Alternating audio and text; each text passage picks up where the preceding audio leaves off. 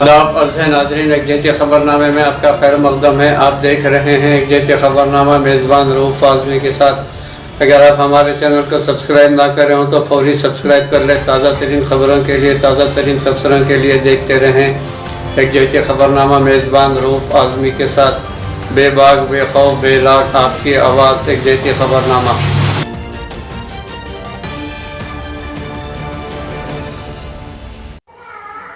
نائب صدر جمہوریہ ہند وینکیا نائیڈو کے حیدرآباد آمد کے موقع پر ترنگا بیگم پیٹ پر میئر حیدرآباد گدوال وجے لکشمی، وزیر داخلہ محمد محمود علی اور رکن راجیہ سبھا کے کیشور راؤ نے استقبال کیا۔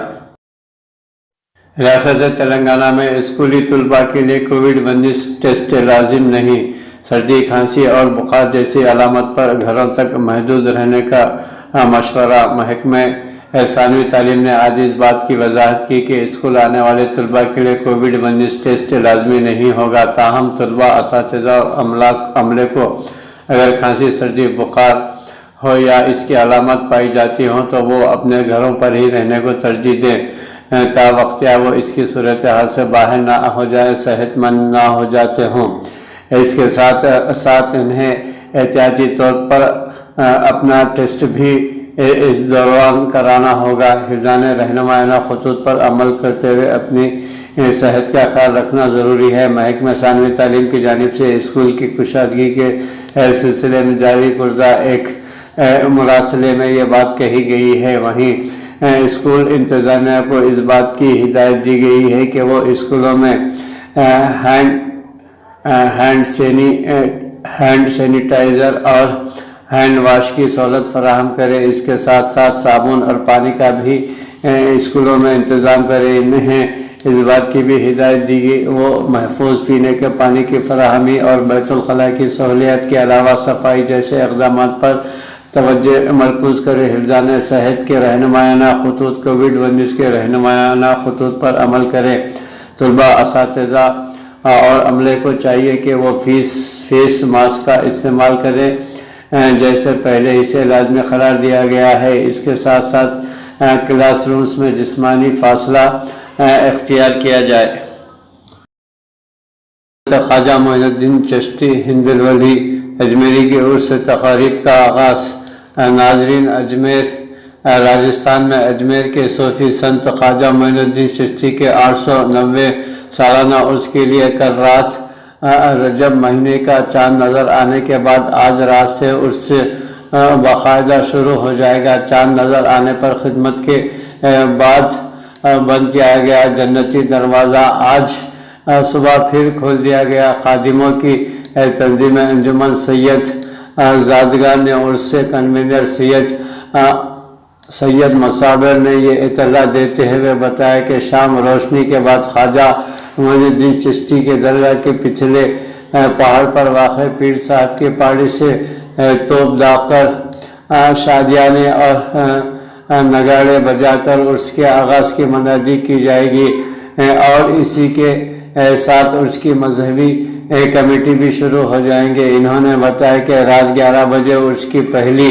محفل ہوگی اور پھر 6 روزہ عرس مبارک اپنے مذہبی رسموں کے ساتھ پروان چڑھتا جائے گا۔ درگاہ میں صوفیانہ کلاموں اور شاہی قوالیوں کے دورے کے دوران ہر روز رات 1 بجے کے بعد خواجہ صاحب کی مزار کے شائع غسل کی رسم ادا کی جائے گی۔ 19 فروری کو جمعہ کی نماز اور چھٹی کا خل کی رسم ہوگی۔ 22 فروری کو بڑے خل کی رسم کے ساتھ عرس باقاعدہ اختتام پذیر ہو جائے گا۔ انہوں نے بتایا کہ صبح پھر کھولا گیا جنتی دروازہ 19 فروری کو معمول کے مطابق بند کر دیا جائے گا۔ کلکٹر نظام آباد، ایڈیشنل کلکٹر و میونسپل کمشنر نے کورونا ٹیکہ لیا۔ پہلے مرحلے کی تکمیل، دوسرا مرحلہ جاری۔ ضلع بھر میں ٹیکہ اندازی سینٹرز قائم کیے گئے ہیں۔ کووڈ-19 کورونا وبا ٹیکہ اندازی کا پہلا مرحلہ تکمیل ہو چکا ہے۔ دوسرے مرحلے کا جمعے سے آغاز عمل میں لایا گیا ہے۔ پہلے مرحلے میں محکمہ صحت عامہ، آنگن واڑی، آشا ورکرز و خانگی دواخانوں کے ڈاکٹرز و عملے کے علاوہ پولیس، ریونیو و بلدیہ پنچایت راج کے عہدیداروں نے کی ٹیکہ اندازی کی گئی ہے۔ کل نظام آباد ضلع کلکٹر نارائن ریڈی نے سرکاری دواخانے میں ٹیکہ اندازی سینٹر پہنچ کر ٹیکہ لیا۔ اس کے علاوہ ضلع کے دیگر اعلیٰ عہدیداروں نے بھی کورونا وبا کووڈ-19 کا ٹیکہ لیا۔ محکمہ صحت عامہ کی جانب سے تمام محکمہ جات کی 24,055 کے من جملہ ابھی تک 11,590 عہدیداروں اور ملازمین کو ویکسینیشن دی گئی ہے۔ نظام آباد ضلع سرکاری دواخانے پر ضلع collector, additional collector, municipal commissioner ٹیکہ لیتے ہوئے تمام ہی عہدیداروں اور ملازمین سے خواہش کی ہے کہ وہ کورونا وبا کووڈ-19 کا ٹیکہ لیتے ہوئے صحت مند سماج کی تعمیر کے پیغام کرو اور عوام میں بھی یہ شعور بیدار کرے۔ حفظان رہنمایانہ خطوط کووڈ-19 کے سلسلے میں محکمہ صحت عامہ کی جانب سے بودھن آرمو نظام آباد میں ٹیکہ اندازی سینٹر قائم کرتے ہوئے پہلے اور دوسرے مرحلے کے تحت ٹیکہ اندازی کی مہم چلائی جا رہی ہے۔ چین کا WHO کے ساتھ کورونا ڈیٹا شیئر کرنے سے انکار کر دیا ہے۔ چین نے کورونا وائرس کووڈ-19 کی افزائش کے تحقیقات کے لیے وہاں گئی ایک ٹیم کو کورونا کیسز سے متعلق اعداد و شمار کو عالمی ادارہ صحت WHO کی ٹیم کے ساتھ تعاون کرنے سے انکار کر دیا ہے۔ آسٹریلیا میں متعدی بیماری کے ماہر ڈومینک ڈوائر اور WHO ٹیم کے ایک ممبر نے ہفتے کے روز کہا ہے کہ اس ٹیم نے چینی حکام سے ماہ دسمبر 2019 میں ووہان شہر میں ابتدائی مرحلے میں کورونا وائرس کے مریضوں اور دیگر افراد کے 174 کیسز کے اعداد و شمار شیئر کرنے کی درخواست کی تھی، لیکن انہوں نے صرف اس کی تفصیل فراہم کی ہے۔ مکمل تعاون کرنے سے چین نے انکار کر دیا ہے۔ الجزیرہ کی رپورٹ کے مطابق اس طرح کے اعداد و شمار کو لائن لسٹنگ کہا جاتا ہے۔ اس تفصیل میں مریضوں سے پوچھے گئے انفرادی سوالات، ان کے رد عمل اور ان کے رد عمل کا تجزیہ کیا گیا ہے۔ انہوں نے کہا ہے کہ تحقیقات کے لیے ابتدائی اعداد و شمار حاصل کرنا ضروری ہے، لیکن چینی حکام نے اس کو دینے سے انکار کر دیا ہے۔ ناظرین، امریکہ میں ایک ہی یوم میں کورونا کے 84,000 سے زیادہ نئے مثبت مریض ریکارڈ کیے گئے۔ عالمی وبا کورونا وائرس کووڈ-19 سے بری طرح متاثر امریکہ میں گزشتہ 24 گھنٹوں کے دوران 84,913 نئے کیسز رپورٹ ہوئے ہیں، جس سے متاثرین کی تعداد بڑھ کر 2,75,68,100 اور اب تک 4.83 لاکھ سے زیادہ مریض اس وبا سے لقمہ اجل ہو چکے ہیں۔ جان ہاپکنس یونیورسٹی کے سینٹر برائے سائنس اینڈ انجینئرنگ کے جاری کردہ تازہ ترین اعداد و شمار کے مطابق امریکہ میں کورونا بیماری سے اموات کی تعداد 4,83,926 ہو گئی ہے، جبکہ متاثرین کی مجموعی تعداد 2,75,68,000 سے متجاوز کر گئی ہے۔ ناظرین، پارلیمانی کمیٹی مشرقی لداخ میں LAC کا دورہ کرے گی۔ پارلیمنٹ میں دفاع سے متعلق اسٹینڈنگ کمیٹی برائے دفاع نے مشرقی لداخ میں چین کے ساتھ فوجی تعطل کے درمیان line of actual control LAC پر وادی گلوان اور پینگانگ جھیل سمیت متنازع سبھی 4-5 پوائنٹس کا دورہ کرنے کا قرارداد پیش کی گئی ہے۔ قائمہ کمیٹی برائے دفاع کے چیئرمین جویل اوراؤں نے یہاں پارلیمنٹ ہاؤس کمپلیکس میں صحافیوں کو یہ اطلاع دی۔ انہوں نے کہا کہ 9 فروری کو دفاع سے متعلق قائمہ کمیٹی کی میٹنگ میں کچھ ممبروں نے تجویز پیش کی کہ کمیٹی لداخ میں LAC ایکچوئل کنٹرول لائن کا دورہ کرے گی۔ تمام ممبران نے اس پر اتفاق کا اظہار کیا۔ مسٹر اوراؤں نے کہا کہ اس سلسلے میں اسپیکر کو ایک تجویز بھیجی گئی ہے اور وزارت دفاع کی منظوری کے بعد یہ کمیٹی 15 مئی کے بعد وہاں جائے گی۔ انہوں نے کہا کہ کمیٹی کے ممبران وادی گلوان، دیپسانگ، بینگانگ لیک، وادی روبرا وغیرہ کے 4-5 پوائنٹس کا دورہ کریں گے، جہاں ہماری فوج اور چینی فوج آمنے سامنے ہیں۔ انہوں نے کہا کہ اپنے اس دورے کے دوران کمیٹی LAC پر فوج کی تیاری، انفراسٹرکچر کی پوزیشن اور سرحدی تحفظ سے متعلق تمام امور کا قریب سے جائزہ لے گی اور ایک رپورٹ تیار کرے گی۔ ایک سوال کے جواب میں انہوں نے کہا کہ کانگریس کے رہنما راہل گاندھی 9 فروری کو ہونے والی اس میٹنگ میں موجود نہیں تھے جس میں یہ فیصلہ لیا گیا تھا۔ اس دورے کے دوران مسٹر راہل گاندھی کے جانے کے بارے میں پوچھے جانے پر مسٹر اوراؤں نے کہا کہ تمام ممبران جو 21 ممبروں کی کمیٹی میں جانا چاہیں گے ہیں وہ سبھی جائیں گے۔ پارلیمنٹری کمیٹی کے دورے کے پیچھے حالات کے بارے میں جب سوال کیا گیا تو مسٹر اوراؤں نے کہا کہ اگر پارلیمنٹری کمیٹی چاہے تو دورہ کر سکتی ہے۔ پہلے ہی ناتھو لا پر چینی سرحد بنگلہ دیش کی سرحد اور جنوبی حصے کا دورہ کر چکی ہے، اس میں کوئی غیر فطری بات نہیں ہے۔ ناظرین، مرکز نے 5 ریاستوں کے لیے 3100 کروڑ روپے کی مدد کو منظوری دی ہے۔ مرکزی حکومت نے قدرتی آفات کی وجہ سے ہوئے نقصانات کا ازالہ کرنے کے لیے 5 ریاستوں اور مرکز کے زیر انتظام ریاستوں کے لیے 3113 کروڑ روپے کی امدادی رقم منظور کی ہے۔ وزارت داخلہ نے ہفتے کو بتایا کہ مرکزی وزیر داخلہ امت شاہ کی قیادت میں ہوئی اعلیٰ سطحی میٹنگ میں سیلاب، سمندری طوفان اور کیٹوں کے حملے سے متاثرہ آندھرا پردیش، بہار، تمل ناڈو، پڈوچیری اور مدھیہ پردیش کے لیے 3113 کروڑ کی امدادی رقم کو منظوری دی گئی ہے۔ یہ رقم national disaster risk management fund سے دی جائے گی۔ اس میں سیلاب سے متاثرہ آندھرا پردیش کو 280.0، سیلاب سے متاثر بہار کو 1255.27 کروڑ، سمندری طوفان نیوار اور بریوی سے متاثرہ تمل ناڈو کو 286 کروڑ، سمندری طوفان نیوار سے متاثرہ پڈوچیری کو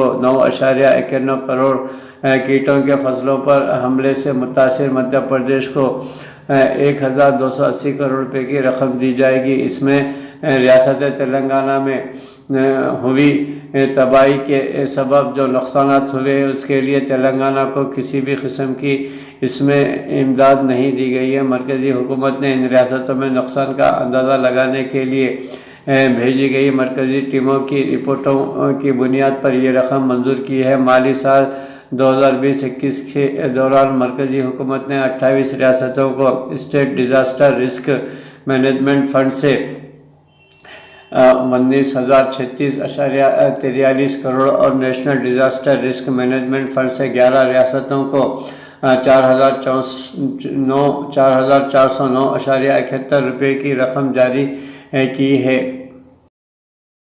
جاپان میں زلزلے کے شدید جھٹکے، 100 سے زیادہ افراد زخمی۔ جاپان کے ریاست فوکوشیما میں شدید زلزلے میں 100 سے زائد افراد زخمی ہو گئے ہیں۔ کیوڈو نیوز ایجنسی نے اتوار کے روز یہ اطلاع دی۔ جاپان کے محکمہ موسمیات کی ایجنسی کے مطابق ہفتے کے روز زلزلے کے شدت ریکٹر اسکیل پر 7.3 ریکارڈ کی گئی۔ فوکوشیما میں کم از کم 52 افراد زخمی ہوئے، جبکہ زلزلے کے باعث میاگی، اباراگی، توچیگی، سیتاما اور چیبا میں 51 افراد کے زخمی ہونے کی اطلاعات موصول ہوئی ہے۔ وزیر اعظم یوشیہیدے ہوگا نے آج صبح کہا کہ فوکوشیما، میاگا اور دیگر حصوں سے متعدد افراد کے زخمی ہونے کی اطلاعات ہے، لیکن کسی کے ہلاک ہونے کی کوئی خبر نہیں ملی ہے۔ مسٹر سوگا نے خبردار کیا ہے کہ آنے والے ہفتے میں اس کا خطرہ مزید بڑھ سکتا ہے۔ محکمہ موسمیات کے مطابق جاپان کے صوبے فوکوشیما میں کل رات ریکٹر اسکیل پر 7.3 شدت کے جھٹکے محسوس کیے گئے۔ زلزلے کا مرکز 37.70 شمالی عرض البلد اور 141.80 مشرقی طول البلد زمین کی سطح سے 60 کلومیٹر کی گہرائی میں تھا۔ سونامی کا انتباہ جاری نہیں کیا گیا۔ انہوں نے کہا کہ زلزلے نے فوکوشیما اور میاگی ریاستوں کو بری طرح ہلا کر رکھ دیا ہے۔ زلزلے کے جھٹکے دارالحکومت ٹوکیو سے بہت دور محسوس کیے گئے۔ دارالحکومت اور نواحی علاقوں میں 9,50,000 گھروں میں بجلی کی سپلائی کاٹ دی گئی۔ مقامی جوہری بجلی گھر ٹھیک ٹھاک کام کر رہے ہیں۔ اسے کوئی نقصان نہیں پہنچا ہے۔ جاپان کے محکمہ موسمیات کی ایجنسی کے چیئرمین نے کہا کہ کل کے زلزلے 2011 میں 9 شدت کے تباہ کن زلزلے کی یاد دلاتے ہیں، جس نے جاپان کو تباہ اور فوکوشیما دائچی کو اپاہج بنا دیا تھا۔ چھتیس گڑھ میں 9ویں اور 12ویں تک کے کلاسز 15 فروری سے شروع کی جائیں گی۔ چھتیس گڑھ میں 9ویں سے 12ویں تک کی کلاسز 15 فروری سے شروع کرنے کی ہدایت جاری کی گئی ہے۔ ریاستی کابینہ کی طرف سے آج اس بارے میں کیے گئے فیصلے کے بعد اسکول محکمہ تعلیم کو اس بارے میں ہدایت جاری کر دی گئی ہے۔ ہدایت کے مطابق ریاست کے تمام اسکولوں کی 9ویں، 10ویں، 11ویں اور 12ویں کی کلاسز 15 فروری سے شروع کرنے کی اجازت سے شرط پر دی جاتی ہے کہ مرکز اور ریاستی حکومت کی طرف سے کووڈ-19 کے رہنمائانہ خطوط پر عمل کرتے ہوئے اسکول چلائیں۔ ناظرین، ریاست تلنگانہ میں TRS حکومت میں خواتین کی حوصلہ افزائی کی جائے گی۔ مقامی اداروں میں 50% تحفظات کی فراہمی کا تیقن۔ رکن قانون ساز کونسل و سابقہ رکن پارلیمان نظام آباد کی کویتا کا بیان۔ تلنگانہ کی حکمران جماعت تلنگانہ راشٹریہ سمیتی نے کہا ہے کہ وزیر اعلیٰ کے چندر شیکھر راؤ کی حکمرانی میں ریاست میں بہت سے اسکیمات کو عروج عمل لاتے ہوئے غریب پسماندہ افراد کی مدد کی جا رہی ہے، خواتین کو بہتر مقام دیا جا رہا ہے۔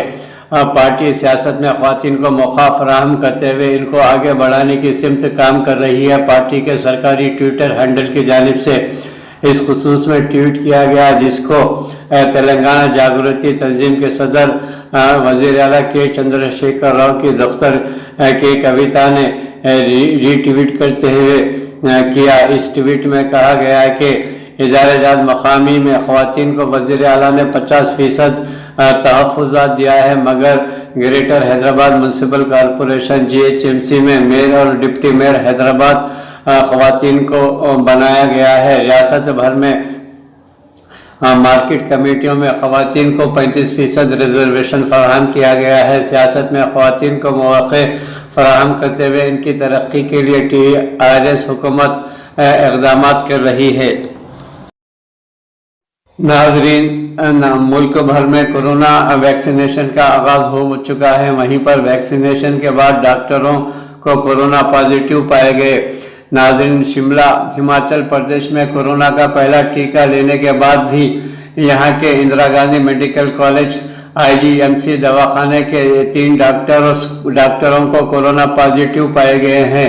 ٹیکہ لگنے کے تقریباً 10 ایام کے بعد ان میں کورونا کی علامت نظر آئیں، جبکہ ان کا ٹیسٹ ہوا تو یہ مثبت پائے گئے، پازیٹیو پائے گئے۔ IGMC کے چیف میڈیکل آفیسر ڈاکٹر جنگ راج کا کہنا ہے کہ اس میں شبہ ہے کہ انہوں نے ٹیکہ لگوایا ہے بھی یا نہیں۔ احتیاطاً تینوں کو ہوم آئسولیٹ کر دیا گیا ہے۔ بتایا جاتا ہے کہ پہلا ٹیکہ لگنے کے بعد تینوں ڈاکٹروں اسپتال میں آتے جاتے رہے ہیں۔ یہ بھی کہا جا رہا ہے کہ ڈیوٹی کے دوران ان تینوں ڈاکٹروں کو کورونا پازیٹیو مریض کے رابطے میں آ گئے ہوں گے۔ محبوبہ مفتی PDP صدر کو پھر ایک بار نظر بند کر دیا گیا ہے۔ کشمیر میں ظلم کی حکومت تلخ حقیقت۔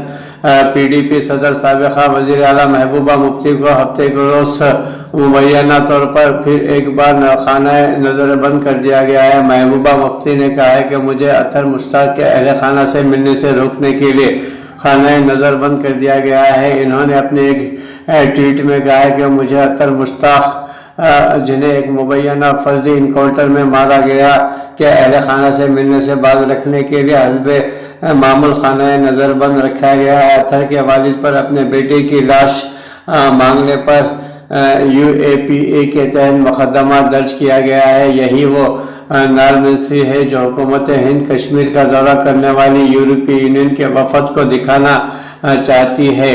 محبوبہ مفتی نے اپنے ٹویٹر ہینڈل پر ایک ویڈیو بھی اپلوڈ کیا ہے، جن میں انہیں انتظامیہ کے ایک افسر سے مخاطب ہو کر یہ کہتے ہوئے سنا جا سکتا ہے کہ